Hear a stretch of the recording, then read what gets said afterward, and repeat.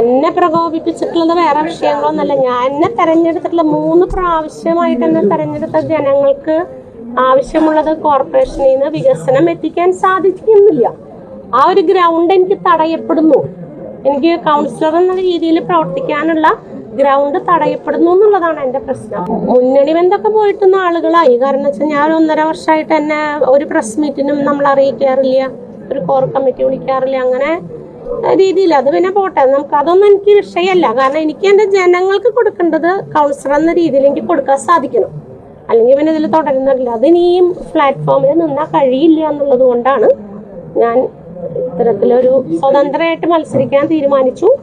അപ്പൊ എനിക്ക് NDA അതിന്റെ പിന്തുണ തരാമെന്ന് ആവശ്യം ഞാൻ അത് സ്വീകരിച്ചു. അതൊന്നും പറയാനുള്ള അത്ര വലിയ നേതാവൊന്നും ഞാൻ ആയിട്ടില്ല. ഞാൻ അതിലേക്കൊന്നും കടക്കുന്നില്ല. ഞാൻ എന്റെ കാര്യം പറഞ്ഞല്ലോ.